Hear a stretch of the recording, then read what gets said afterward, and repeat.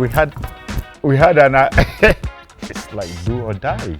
I'll tell you the secret now. Yeah, okay. I realized that when I got to Bolton's training ground.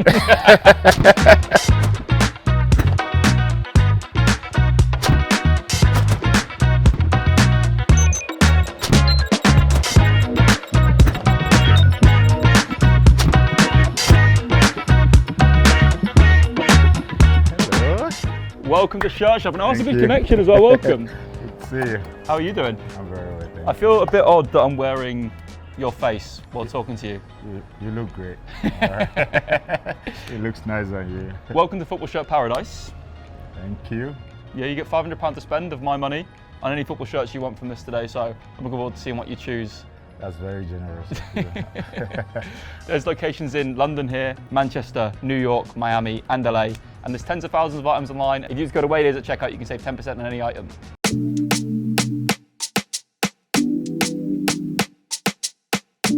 Okay, so I'm going to bring you over here to start with. The shop that opens up. Your name's over there, but we'll talk about that as we get further into it.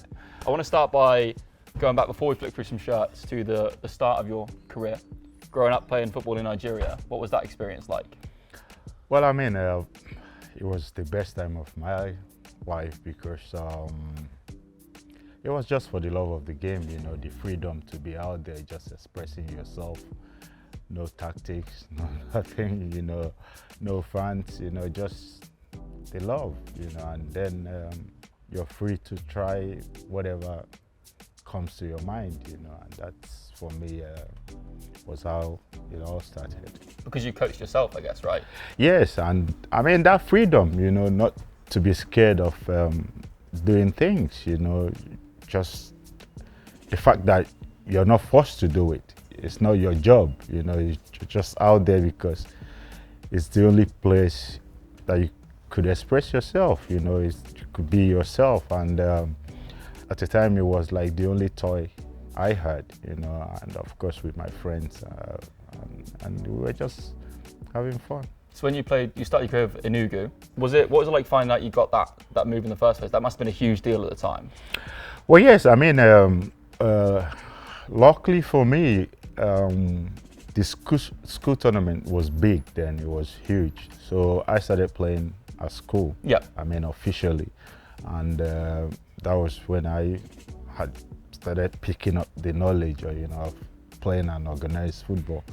And when I got the break from Enugu, it was a dream, you know, because that was playing at school gave me the opportunity to start thinking about maybe having a career off it. But I didn't even realize how big football was then. Really? Yeah, I guess your dream must have been one day to represent the Nigerian national team.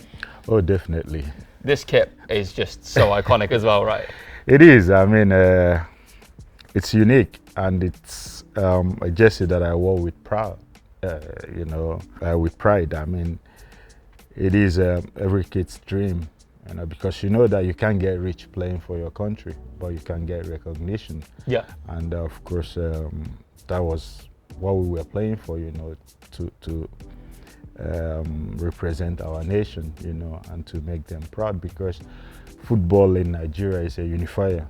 You know, when we're playing, we don't care where you're from, you know, which language you speak, because we have different ethnic groups, you know, but football unites us. And when we're playing, there's nobody on the street, you know. Yeah. So knowing that, you know, and having the opportunity to play for your nation doesn't get any better. Yeah, that is great. And football does unite. I think you see even in the UK, right? We all come together when England are doing well in the Euros, the World Cup. It's great. We never win it, but it's nice to turn up. Anyways, coming on from Nigeria there, you then get the move to Germany, to Neunkirchen. Neunkirchen, yeah. How does that, I can't understand how that happens. How does that move come about? It was a coincidence, you know, because I remember it was 1990. I have two senior brothers. Both of them played, but one of them made it to the national team. So he played 1990 African Nations Cup. And I just finished high school then. So Germany won the World Cup that year. Yeah. And he's got a friend that plays in Germany for Borussia Neunkirchen. So I asked him, that I would love to travel to Europe, and he said, where? I said, Germany. And he said, he's got a friend. So I said, well, it would be nice to go and meet your friend so that I will have free accommodation and all that. So, but I was always with my football shoes. Yeah. And he made it happen. So when I got there, he told me that even the team was expecting my senior brother. So I said, wow. So I asked him, my brother's friend, if I could go to training with him. He said, yes. I said, okay. When I got there, I met the coach and asked him if I could train with them, that I'm the junior brother of the person that they were expecting. So he said yes. And after the training, he asked me if I could come back the next day because he was blown away, So I said, yeah. So I ended up training with them for about 2 weeks, and they said that they would like to sign me. But I was underage. I was still 17 to turn 18, so I had to go home, get my father's consent, and then came back, and that was how. This is a domino effect of how we came to be now. Exactly. And then the domino effect then leads you here. Yes, Frankfurt. Great shirt as well, right? Yeah, lovely shirt, Tetra Pak. It brings back a lot of memories because that was where I really got my major breakthrough, and it was in Frankfurt that I got also my first national team call-up. Okay. Because they used to show football made in Germany. Okay. In Nigeria then, and that was how people get to see me, and then the national team coach as well, and then I got my call-up. But yeah, that was my major breakthrough. Growing up in Nigeria, did you support a football team? Like sometimes I know like a lot of people would support like English teams, for example. Did you have a team?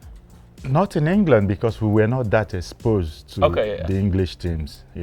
We used to hear Man United, Liverpool, but we had no attachment to it because we were not really watching the Premier League.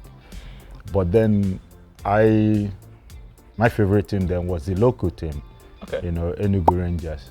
Yeah. Which, the year I left, they signed me, but I didn't play for that long because I traveled. But yeah, that was my team then, Enugu Rangers. When I think of you in Frankfurt, I think of like one goal in particular, when you made Oliver Kahn sit down about 15 different times and then score. Can you talk me through that goal, or are you just running on instinct at that point? Well, funny enough, that game I was on the bench. I was sub. So I wasn't too happy, We were winning 2-1, but the pressure was so much on us that the coach had to call me and said, listen, go in there, try to keep possession for us to breathe a bit, So I said, okay. So it was a counter-attack, and then when I got the ball, I had one thing in mind, to score. But whenever I raised my head, I see somebody in front of me. I said, well, maybe it's not the right time to shoot. So I kept dribbling until I found the right time, to shoot. I didn't even know that I held the ball that long until after the game, but yeah, it was a great goal. A big celebration from you as well after you scored that one as well. Yeah, because I knew it was special, I could tell that I've done something great, and I ended up winning a goal of the century with it, so yeah. Would you say that's the best goal you scored in your career? Well, in a game, yes. In a game, yes. Another memory of Frankfurt for me is, I'm a Leeds fan, so one of my favourite players of all time is Tony Yeboah. Yeah. You got to play with Tony Yeboah, and that must have been a fun experience, right? The power he could get behind the shot is just ridiculous. He made life easy for me, because he was so good in making runs, behind the defenders. So for a midfield player, that's a dream, because you don't really have to think much, that if you, and he had pace. So if you get it right, that he will always be one-on-one with the keeper, So yeah, what a player, what a striker. moved from Frankfurt to Turkey. Yes. Fenerbahce. Fenerbahce. What are the are Turkish fans as crazy as everyone says they are? They are. Yeah. They are. I mean, I know the English fans are crazy as well, but in a professional way. Yeah. You know, in Turkey, it's like do or die. You know, Yeah.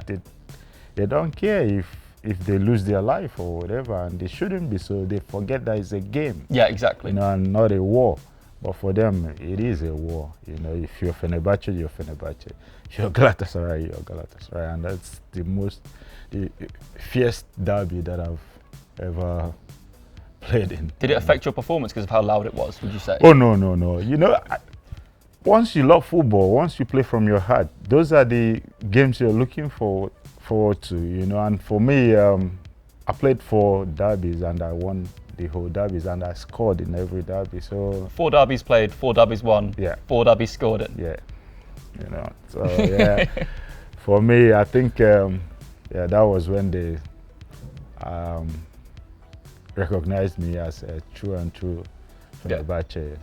Have you been back family. since retiring? Oh yeah. Yeah, I bet they love like a nice walk, the crazy welcome. They are, yeah. I mean, it's nice to see. You know, they appreciate when you play from your heart, when you give everything. You know, they don't really care much about the result. Of course, it's important, but they want to see commitment.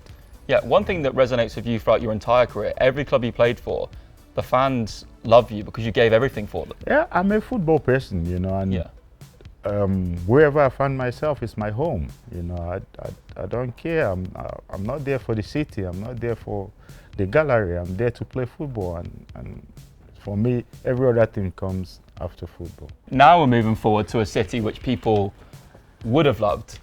Moved to PSG. You became. I think this shirt is fantastic as well. This is like the 90s to me, right? It is. But you became the most expensive African player at the time.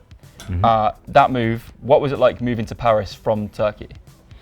Well, when I got the offer, you know, for me, I think it was clear from the one that I was gonna make that move.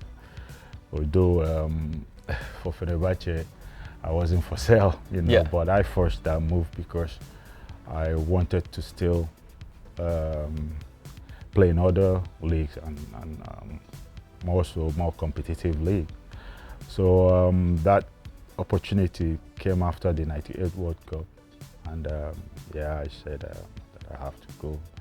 They made it so difficult. That was why the transfer was a French record transfer at the time, but also that put a lot of pressure on me.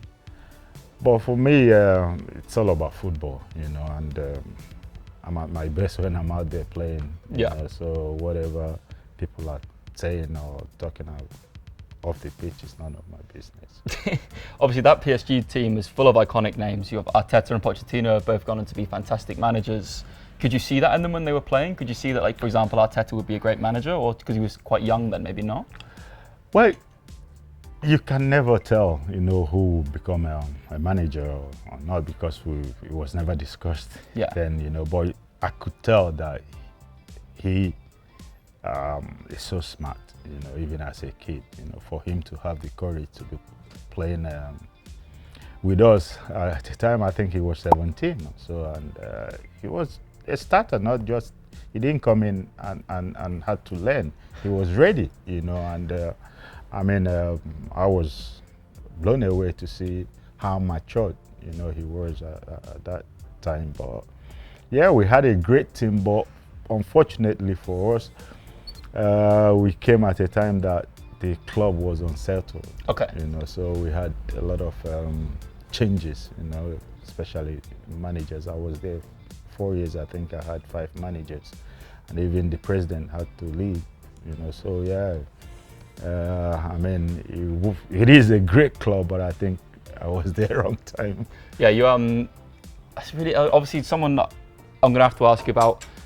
Ronaldinho, you must have enjoyed even on the training pitch. Must have been so much fun with you both being. Was there like a friendly competition there because of how skillful you both were? No, it was never a competition. It was fun, you know, because we understood each other so well. because we had the same foundation. You know, it's not like we were taught how to play. We learned how to play. So just looking at each other, we could speak to each other. You know, I knew what he wanted. You know, he knows what I like. You know, so we clicked. Yeah. You know, but then sometimes the manager then used to. It was a bit too much for him. So he didn't really play as much as he would have loved to. But whenever we played together, it was amazing. You spoke about playing with freedom a lot. Do you think it's, like, from my perspective, I see it now, like children in England especially are put into academies at the age of 5 and told how to play football. Do you think we're going to lose that sort of creativity and joy with it because of that? Because they're told to play a certain way from so young, rather than letting them express themselves. Yeah, but it's obvious. You can tell now that most players were taught how to play. Yeah. You know, that's why you don't see players really making the difference. You can handpick players that are still playing with that freedom, and I think it's important to find the right balance. Yeah, of course. You know, because nobody would have thought that I could play for Bolton, for example. You know, because of the way I play. But it's knowing what is required and knowing where to use your own individual talent. You know, for the team. You know, everything that I used to do, people thought maybe that I was just playing around, but it was with purpose. Of course. You know, it was with purpose. So you have to understand where to keep it simple and where to use that your natural ability for the benefit of the team.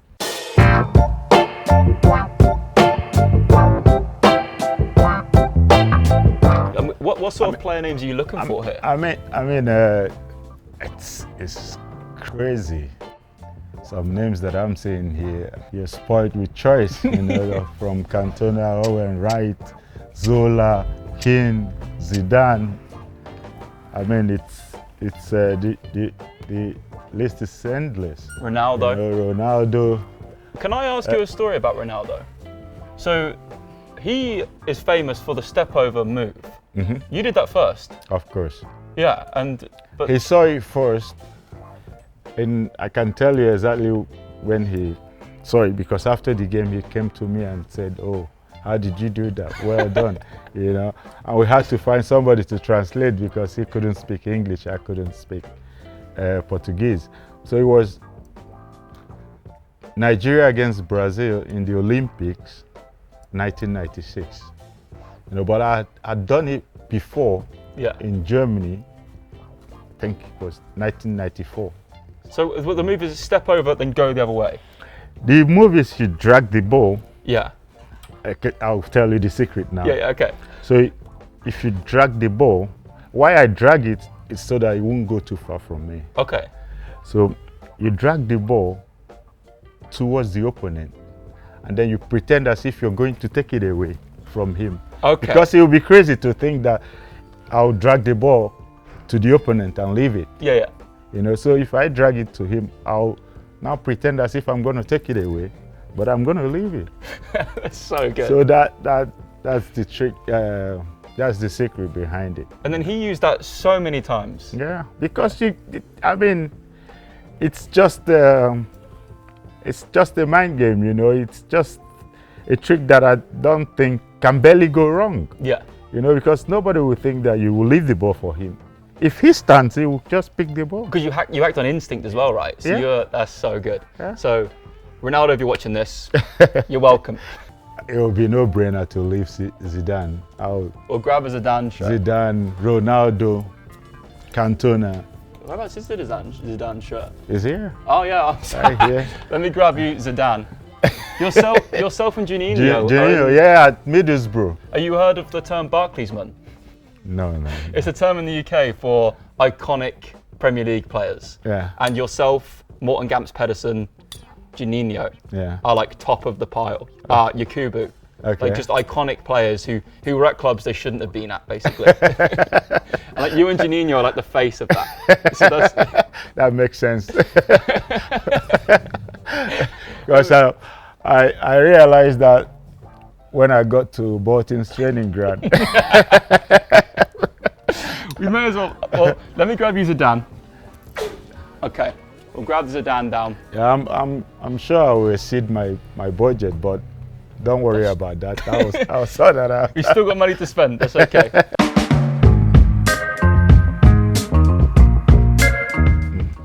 Oh, lovely shirt, that. Fantastic. That was before me. I didn't play with that. But it's great. It's a nice shirt. It is a nice shirt. The move to Bolton, everyone always asks, how does that come about? But what I found, you drove yourself from Paris to Bolton. Yeah. Why? I love driving, you know, to start with. But we had agreed, in principle, you know, and for me, I knew it was going to be my home, so I had few cars then, and I was like, well, that might be an opportunity to go and park one first. so that was why I drove all the way down. So you spoke about going into Bolton's training ground for the first time. What was that? Talk me through that. The sigh is telling me quite a lot. You know, when I was invited to negotiate, you know, they took me to Reebok Stadium, which is beautiful. Yeah. You know, so I thought, oh well, it is a lovely club. I didn't do my research. You know, I didn't even know that they had never played 2 seasons in a row in the Premier League. Yeah. So yeah, after I signed my first training section, I now went to the ground, and our changing room was a cabin. Oh, that was when I was like, what are you doing here? but again, as a football person, you know, it was also a way to motivate myself, you know. Yeah. Seeing all that psyched me, you know, to try and help, you know, and change the impression people have about the club, and to see that the club gets better. And you did that. You did that. Yeah, with other players as well, you know, not just me, but it's amazing when you have good group, you know, what you can achieve. You know, we didn't have the best players in the world when I got there, but I mean, we had the same mentality, the same spirit, you know. That was really first time when I saw people playing for their mortgage. Yeah. You know, and that meant a lot for me. You know, before then, you know, I was playing in big clubs, you know, and players were not that committed, I would say, you know. I might be wrong, but that was what I saw, you know, what I felt. But then at Bolton, you know, I saw committed players, I saw committed, manager as well, that wanted to change things. Can we speak about the manager? Big Sam, I think, nowadays, I think people get the wrong idea of him. People forget that he was a really progressive, forward-thinking manager that he was like one of the first people to use Moneyball and signed players that they shouldn't have signed, and didn't just sign in the UK. Like, did you have a great relationship with him? Oh yeah. I mean, when you have the same goal, the same ambition as your manager, it makes things a lot easier, you know. And that was what he made clear to me, you know, what from day one, what he wanted from me and where he would like to take the club to. Yeah. And of course, people used to see him as a direct manager or direct playing manager, you know, but it was because of the players he had. Yeah. You know, I think he is so smart to understand what he can get out of a player. Yeah. You know, and he doesn't try to exaggerate or take risk. You know, so we were a bit direct, but then in the final third, I mean, we had the freedom to express ourselves and all that, and I think it worked. Can I ask about the dance you and him did when you stayed up on the final day of the season? what was the dance? we had an. What was it? Did that wrong? How did you do it? No. So wait. We had. Where is it?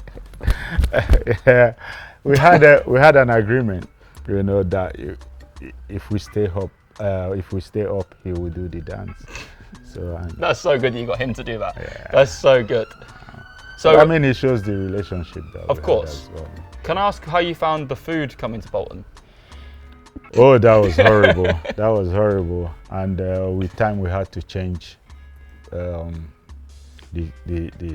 menu, you know, because I remember my first pre-season.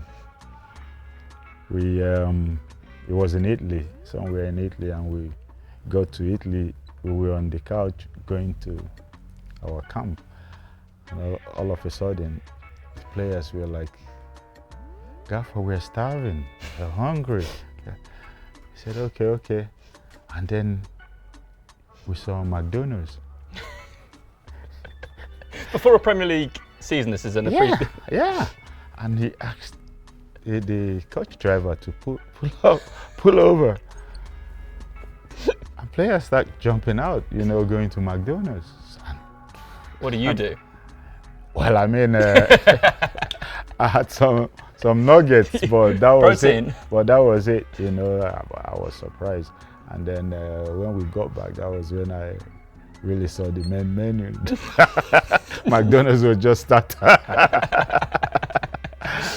Okay, well, by the point you've left Bolton, you are rightfully in this Legends section. So many Okocha shirts sell every day. Hence why we've now got the Okocha range, which you can shop online, but we'll talk about that more in a sec. I'm gonna let you flick through here.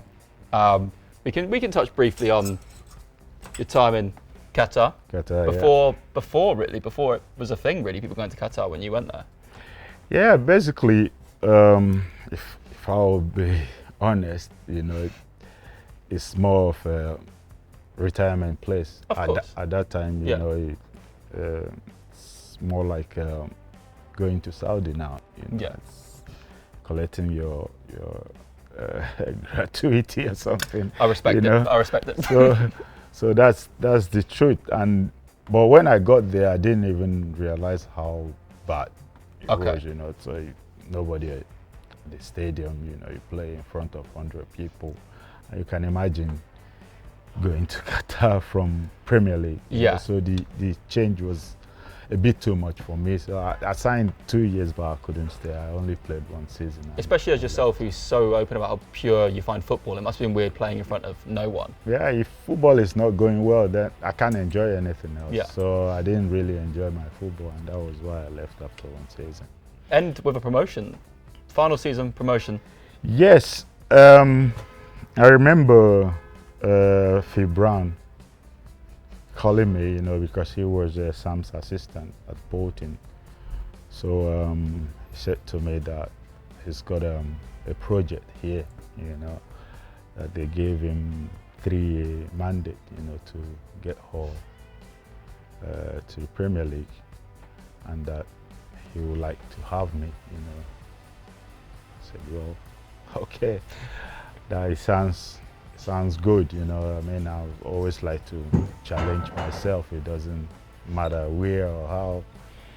So yeah, I signed for Hull City, but I didn't really play as much as I would have loved to. Injuries were creeping in and all that, and I went there when they had that flood, so I got stuck in one room in a hotel. I wasn't feeling it at that point. But then, of course, we managed to gain promotion, and for me, I said I saw what I've never seen in my life before. You know, when we did the bus tour, and I said it would be perfect memory to retire with. You know. Yeah. Cantona. Let's do it. I know he's a movie star now. So with these 2 shirts, you have £50 left.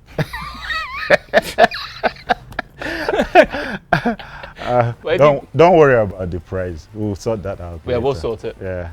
Ronaldo. I think this, just might be the most expensive. Yeah, free fit. We can afford it. That's fine. No, it's okay. I can afford it. Don't worry. I don't have to come out of retirement, but. Could I, for the try-on section, could I get you to wear the Janino shirt? Would you try it on for me? Yeah, it's the right There we size. go. Look at that there. That is genuinely English football heritage right there. That is phenomenal. And I'm having it as well. Yeah. That's sick. That's What a so player! good. What a player! What a player. What a So player. good. The fact that Brazil's number 10 played for Middlesbrough is crazy. It's like insane. Yeah, It's well, like I mean that's football for you. You know, that's if you love football, it doesn't matter. Yeah. You know, and sometimes people don't realize that you playing for a small club and achieving so like Bolton, for example. Yeah. We played in Europa Cup with Bolton. Craziness. Yeah. And for me, that's like winning the championship. Yeah. You know, but people don't realize that, you know, and the joy you give people. I think it's great to win hearts, you know, than trophies, because you'll be forever remembered. You will forever be remembered as Bolton's best ever player. You know, and that gives me joy, you know, that when I look at that or think about that, I feel fulfilled, you know. Yeah, that is genuinely one of the best things I've ever had someone say in an interview. Well, I love that so much. Okay, you. well, we need to be quick. So I want to just end, before we get you into the try-on section, with this. You spoke about how proud you were to represent Nigeria.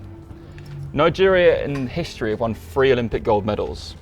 You're part of one of them. What was that experience like? Was it would you say that's the proudest moment of your career or not? Oh yes, because you only have one goal. Yeah. You know, and I think we were the first African footballing team to win gold in an Olympic competition, and yeah, that's something I'm proud of. If any of you are interested in the jacket I'm wearing, for example, is available on Classic Football Shirts right now, as is this snazzy cap, which JJ is about to put on. I think you're going to suit a cap better than me. I look weird in a cap because I look so normal usually. Let's squeeze it a little. There it is. Look at that. There you go. And finally, before I get you to try these on, that is your match-worn shirt from a game. Yeah. We don't know what game, but you wore that shirt, Yes. which is. And I wore it with pride. Would you try it on Oh. still? Yeah, why not? Here we go. There we go. Yes. I have to stay loyal. Yes, that is great. So, Yes. original. Yeah. That's so sick. Oh no, I love that so much. Nice. Yeah. Thank you. 110 and a 10, Yeah. as in like a number 10. That wasn't a weird comment. That sounded weird, but it wasn't. Loving it as well. What a player. I think we've got some good choices. Let's get you checked out, and then we're done.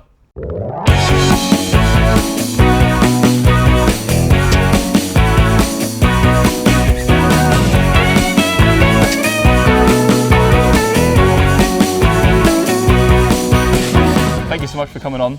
Absolute honour. I loved every second of it. That is some great choices as well. You in that shirt, you in the Janino shirt. So good. Thank you so much. Thank you. Pleasure. Absolute pleasure. Everyone that comes on, we get them to suggest a guest to come on. Okay. Anyone that comes to mind? Easy. Yeah. Ronaldinho. Yeah. If we made that happen, that is just insanity. Once again, if you want to save 10% on any item on Classic Football Shirts, use the code AWAYDAYS at checkout. You can now shop the full JJ Okocha collection online, including this cap, this jacket, and many more items, and also in store in every permanent location for Classic Football Shirts too. I've been Ellis, this has been JJ Okocha. Make sure to subscribe for more football shirt shopping and more away days. Ciao, ciao. Bye.